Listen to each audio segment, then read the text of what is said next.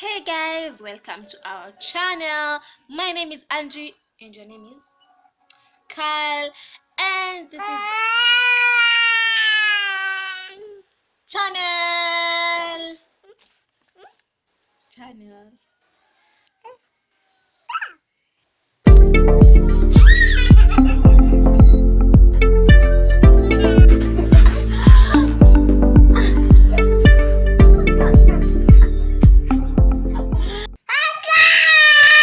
How are you?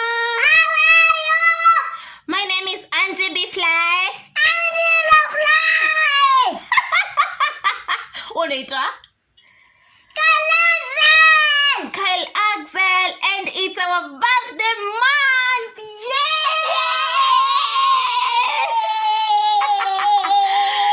So guys, my son is turning 4.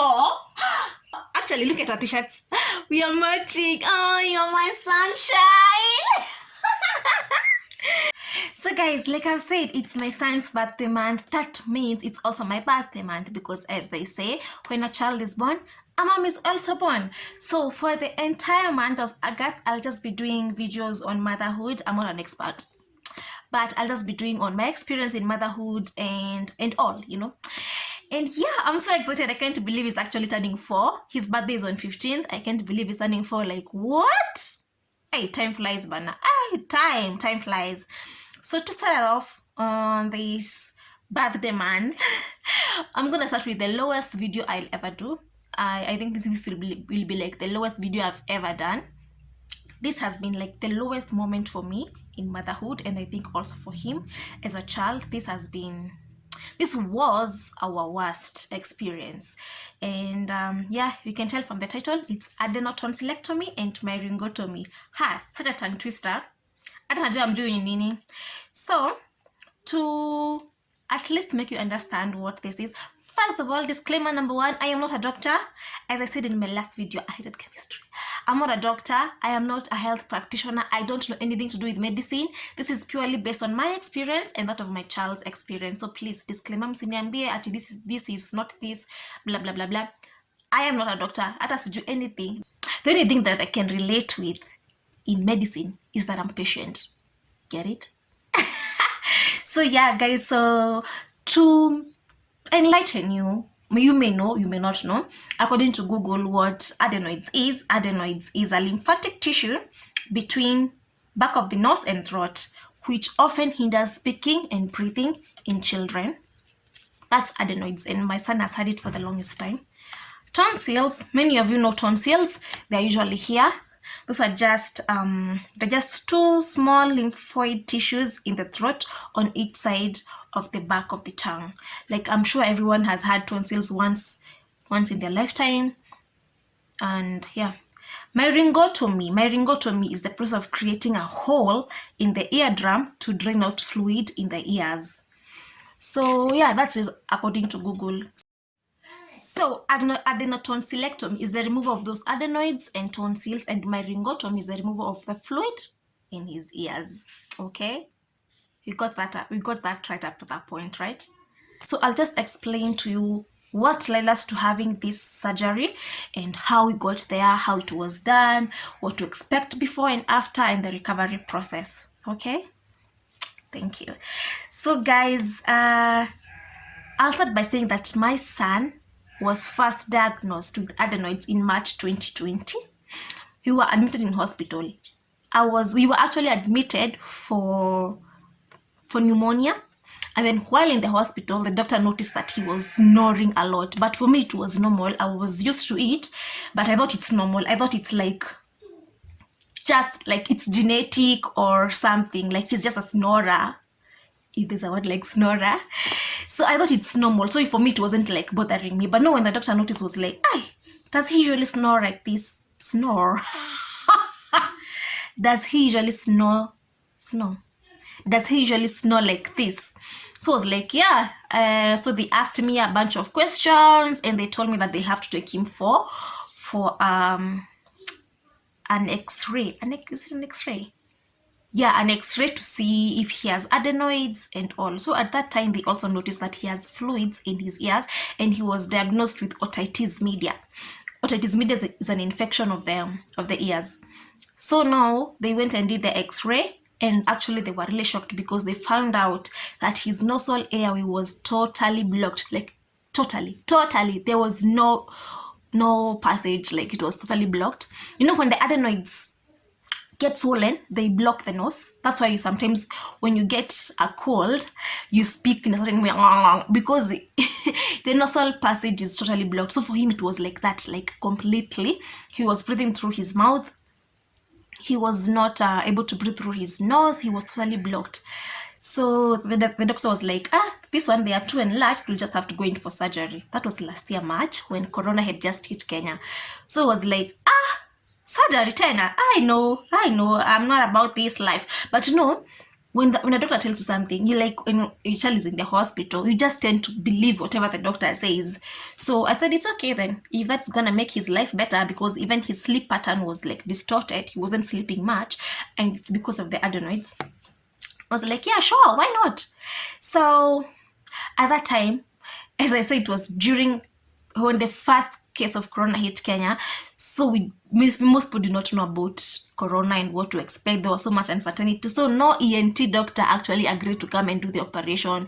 We called so many. They did not have a resident ENT at that hospital. So they had to look for an outsourced one, a consultant.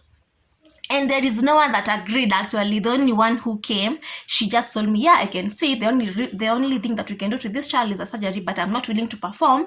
Maybe you can consult another ENT. But we looked, guys. We looked for ENT doctors, like, in Nairobi. None of them agreed. We called each and everyone in that list. No one agreed. They were like, with Corona, we're not doing operations at the moment. So I was like, even better for me, right? And then my son doesn't have to go through surgery. So we were given antibiotics and we went home. But guys, between March 2020 and May 2021, we've gone to the hospital like more than 20 times. And it was a recurrent issue of adenoids, tonsils, or ear infections, the three of them. Adenoids, tonsils, ear infections. Adenoids and tonsils and ear infection and tonsils. Like, even my son even got used to that hospital. Like, so whenever we just go there, he will know the process. You just go in, you go to the triad, you measure your weight, your height, and then you go sit down at the reception. He was so used to it. Even the doctors in that clinic, they knew us, all of them. Like, it became a norm. Like, each and every, my son missed school so much last year, such that I didn't even think he was going to go to PP1 this year, because he was in playgroup. So I didn't even think he was going to go to PP1, but he's a smart kid, like his mom. So he was on antibiotics, for like 5 days, and then he'll be on a break for like 8 days, and then we start another dose of antibiotics for another 5 days. He goes for a break for 1 week. We are back again to antibiotics. Antibiotics, if you know how they are, they drain you. Like, totally drain you. They will suck your blood. They will suck your body. Hey, he was so frail.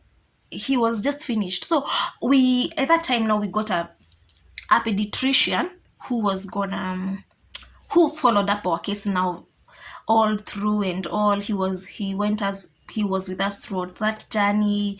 And so he suggested, now that is in May 2021, this year May, that we can try see an ENT specialist that is going to recommend, and maybe this ENT is going to suggest adenotonsillectomy.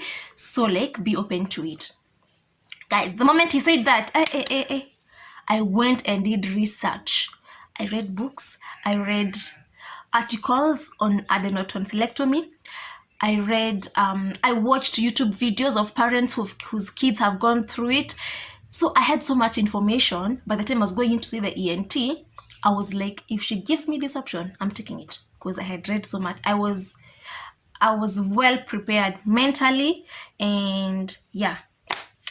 So we went.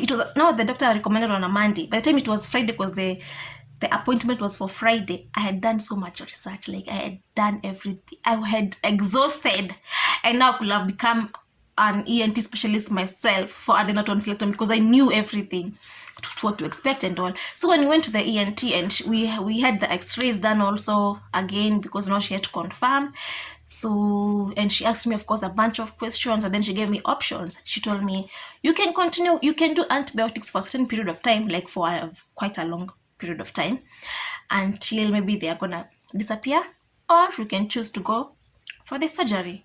I was like, we've been on antibiotics anyway. There's no change. Like, we've been on antibiotics for a whole year.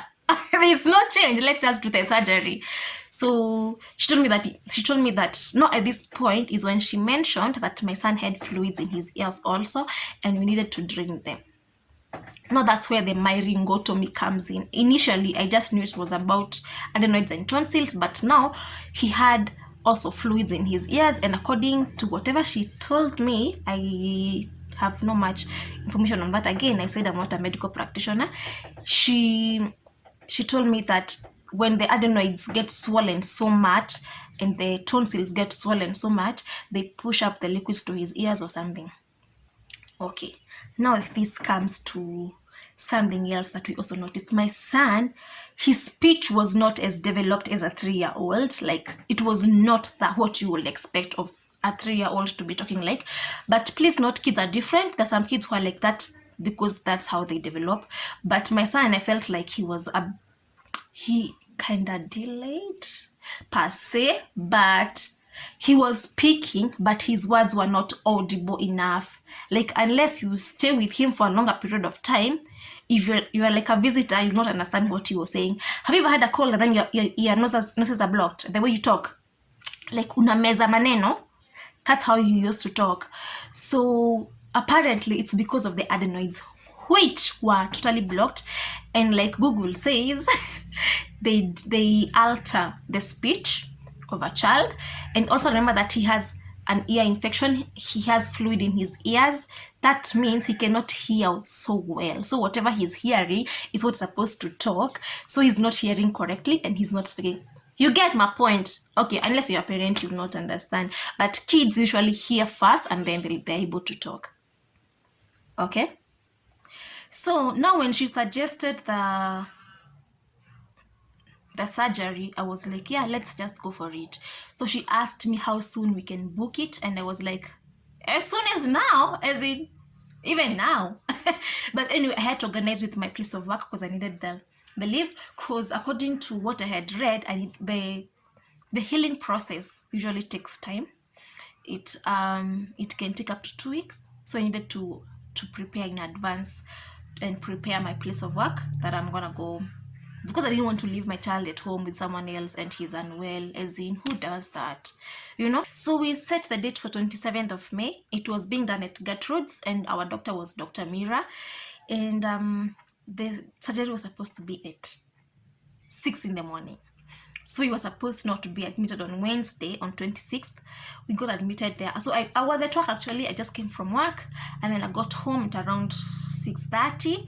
At that time, my son had already had his dinner. In Kenya, we call it supper. He had already had his supper. So, and I had packed my bags the previous night. So I just came, I freshened up, and then we went to the hospital. So we got to Gertrude's at around 7:38. And yeah, you know, sometimes the registration and the admission process can be long, especially for this side, because they had to do some blood tests and all. So at around 9, they gave us supper. I was like, oh, of course, because my son was not supposed to eat after 12. Remember that he has a surgical procedure at 6 in the morning. So I was told that he's not supposed to eat anything after midnight. So at 9, they gave us supper, and he ate really well. Of course, I also ate. And then now we got admitted at around 10. We went to our ward and we got there. So at around 11, hey, mimi ni nani? I am that mom. I had bought KFC because that's like his favorite junk food. So at 11, I gave him the 3 pizza. I ate 1 piece, he ate 1 piece, and then he was like, can I have this in the morning? I was like, dude, hutaweza kukula kitu asubuhi. So I managed to convince him and he had it. So I was like, at least even if you're not able to eat for the next few days, you know, he's gonna, at least his last meal will be a good meal that he can recall. Sure, Dr. Takuta. atoe kitu hapa kwa masikio. Nasikia kitu kidogo, but mami will do it. Sawa. Natoa hiyo ndio upone kabisa. Sawa. Love you. Happy vizuri. I love you.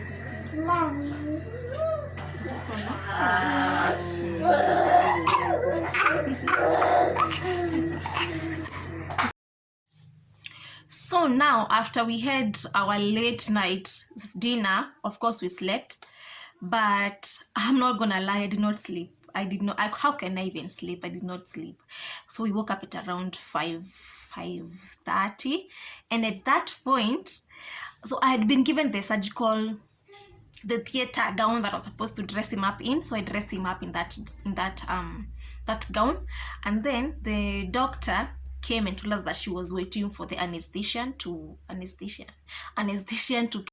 Hi, so we are waiting for the anesthetic to come. It's 6 a.m.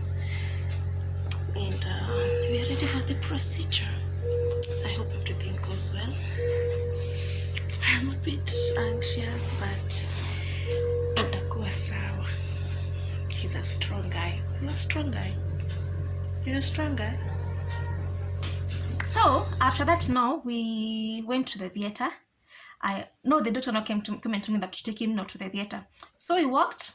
I took him to the theater, and now watching him go in, that was the hardest part. That was like the hardest thing I've ever had to do, is to let my son go into the theater alone. So I went back to the ward and I cried for a whole hour. Have you ever cried until you like that? I cried so much because I felt like I was not sure about that decision. Like at that point, I've never in my entire manhood life wished that I had a spouse, but at that moment I wished I had a spouse who I could consult if I was making the right decision, and who will be there to comfort me in such a moment, because I was just there alone. Someone is trying to cut onions. Mnakata vitungu. Okay. So I really felt that was the lowest moment in my life. That was like the lowest moment in my life, because I didn't know what to expect. I didn't know if everything was gonna turn out well. I didn't know if it was gonna affect his speech in a good way or a bad way. Hey, wanakata vitunguu kwa nini? Msikate tena vitunguu. So yeah, I didn't know what to expect, and he's just there in the theater alone. And by the way, please note, this is not there was no cut on his body. There was just they do it through the mouth. Even the adenoids, they are removed through the mouth. The only cut that he had was in his ears, because they had to put a small incision to drain the fluid. Otherwise, for the adenoids and the tonsils, there was no outside cut. No, it was just internal. So after I cried for like an hour, I was just there wondering if I'm a good mom. Why did I have to make my child go through all this? Anyway, so I just went and showered, but I did not even shower. I was just there under the shower, just crying. And what was just hitting me, and then I was like, I need to go back so that I can prepare enough for him to come back, because the procedure doesn't take long. It usually takes around 1 hour. So I went back to the ward and waited. It was now at around, because it was from 6 to 7. So at around 7:40, no, the nurse came and told me that the doctor wanted to see me. And the first thing was like, kwani kule happen kitu mbaya? Like, why would the doctor want to talk to me? Is there anything wrong? Did something go wrong? That was my first thought. But it was like, no, she just wants to talk to you and tell you how the procedure went. So I went now to the theater, but I didn't enter, of course. I waited for her out there, and she came and she told me, she was actually smiling. She was like, the procedure went so well, he's okay. So it was moment of relief.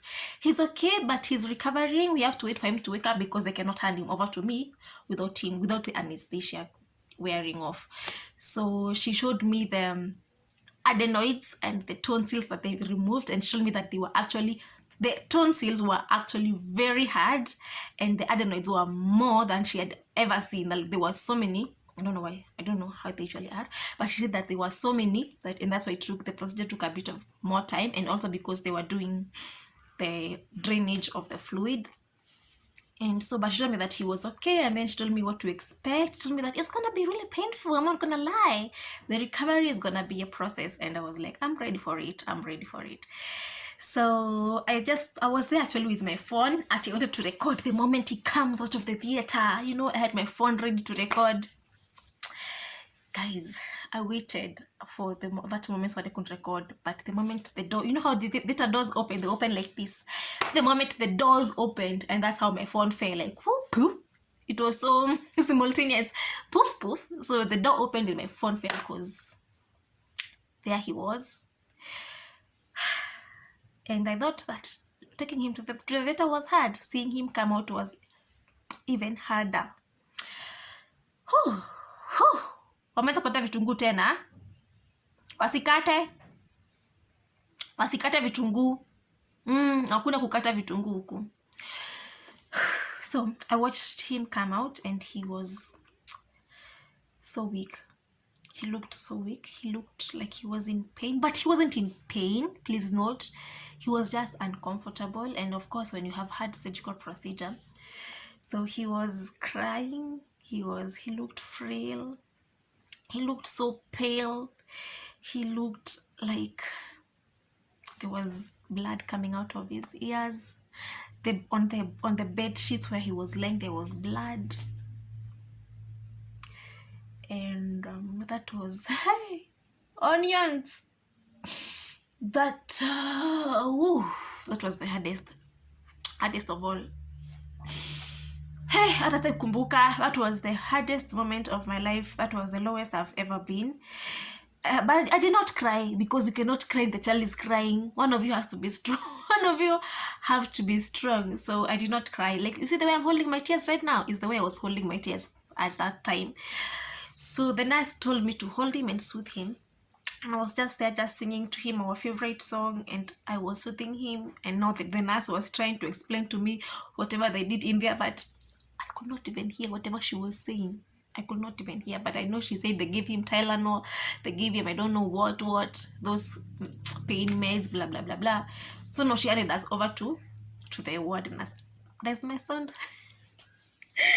My son, like, I'm holding back my tears. Yeah, I'm really holding back my tears. I don't want to cry on my YouTube video.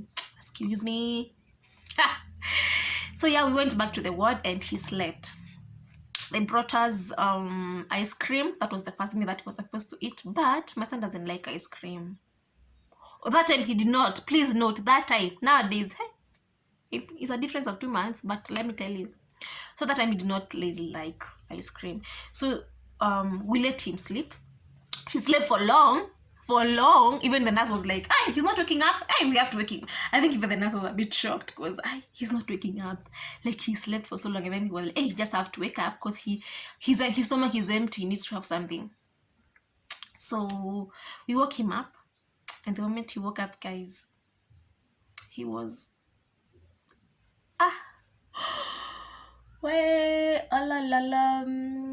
msikate vitunguu huko, atupiki sahi, bado ni mapema. He was in so much pain, and I asked him, actually I think I have that video. Nasikia uchungu wapi? Hebu nione. Kunya, I'm crying. No, I'm not. I was just cleansing my eyes. So he was so weak, and yeah, it was another hard moment for me. But we conquered. So we gave him ice cream. He did not want ice cream, so we gave him apple juice. And then he was given meds, of course. And then now, he slept again in the afternoon. And then at around 4-5 p.m. around there, I was feeling really down. I was in my lowest moment. And I talked to a friend who is a mentor.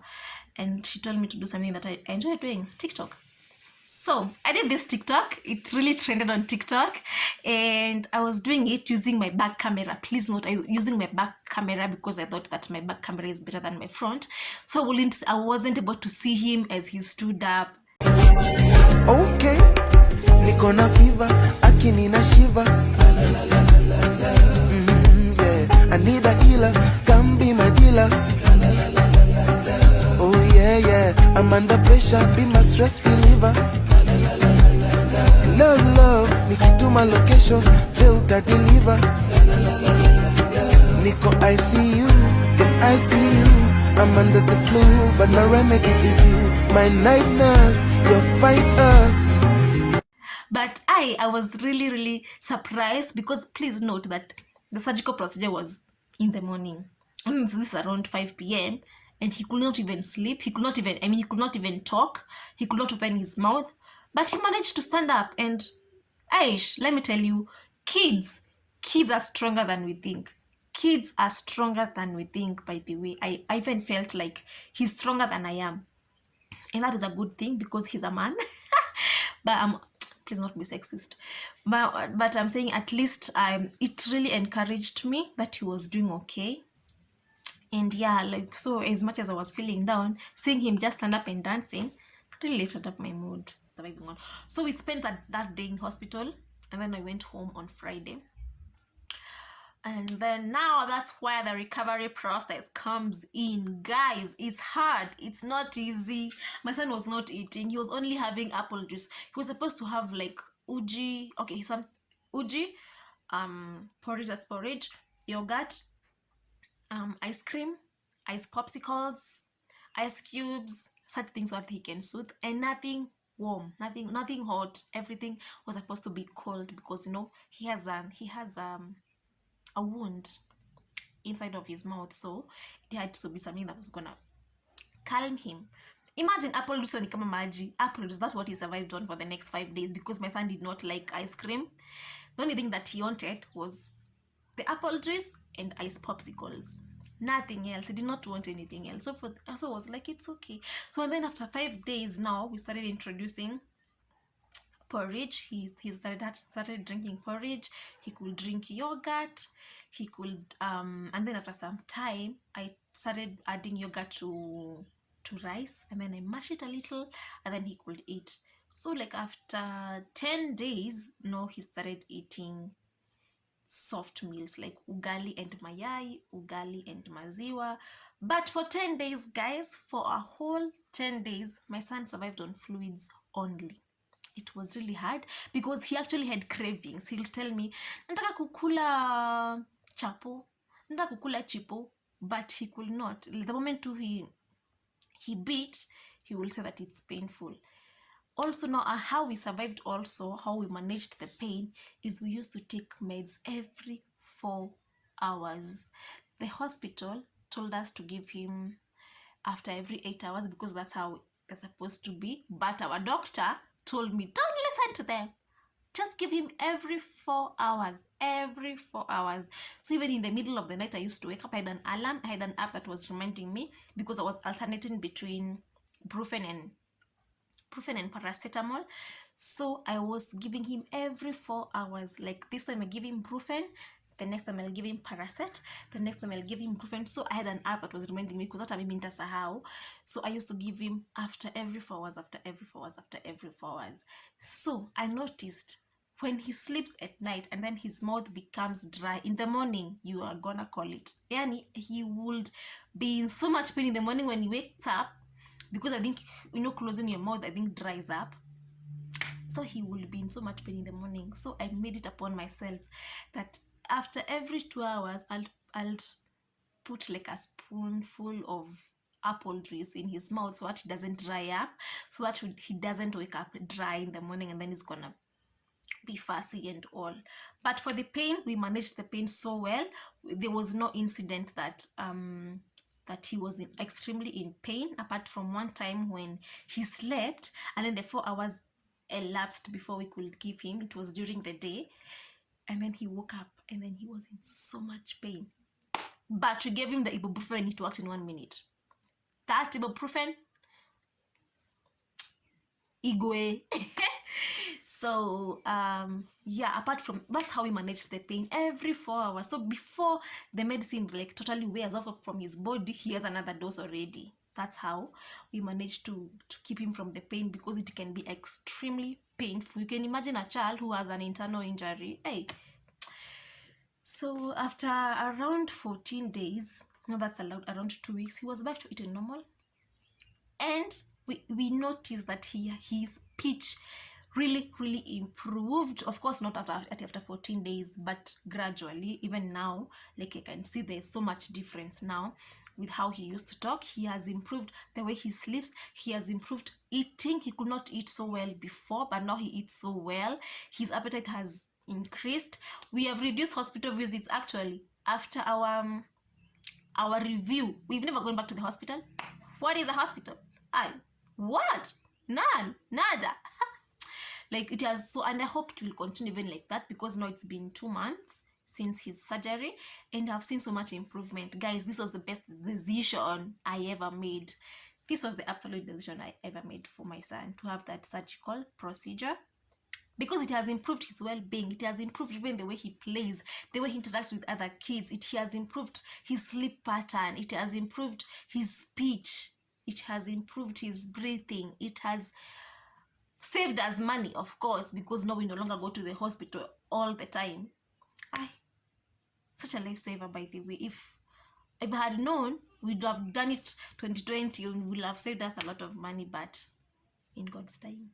So yeah, so that's our worst experience. That has been my worst experience as a mom in my momhood. And I'm glad that we are done with that phase. So we'll no longer, please note that the adenoids sometimes do grow back, but for the tonsils they never come back. So he'll never have tonsils again. And the adenoids can grow back, but it's okay. For now, he enjoy the time that he has. He's whatever. Actually, I noticed that also his hearing has really improved. Like, you would call him and he will think that someone who is quite far away is calling him. I think I have a video for that, for something like that. Like, I'll call him, alafu atafikira ni mtoko mbali anamuita.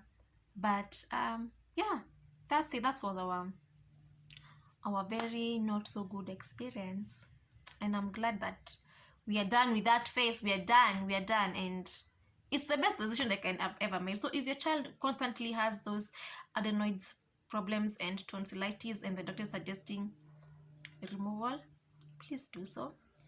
Sometimes people say that it alters the taste, but taste iko kwa ulimi. The taste is in the tongue. The tongue is not being touched. How is it gonna affect the taste? And so you remember how we used to learn about that upper melon is sweet, sijui katikati sijui nini. It's the tongue, so it doesn't affect anything. Actually, it even improves his health generally. So yeah, if they are constantly the adenoids and the tonsils usually fight infections, but if you constantly get infected, like those recurring infections, just remove them, and then you're gonna work on your immunity some other way. God is gonna provide, the body is gonna find other ways of fighting those infections, which I think he has already done with Kyle. So yeah, if there's a parent out there who doesn't know, or the doctor suggested about adenotonsillectomy and they don't know what to expect, feel free to contact me. I'll give you all the information I need. It costs. So thank you so much, guys, for watching this video. Please, if you haven't subscribed, please subscribe. Please subscribe, because this month it's gonna be lit. We're never gonna do a video where I have to shed my tears again. So guys, this is my son's birthday month, so you better subscribe so that you don't miss any detail, and hit that notification bell so that whenever I upload a new video, you get notified. Okay, and please share this video. Tell your friends to watch this video. Please leave a thumbs up. It helps my channel, and see you next time. Bye.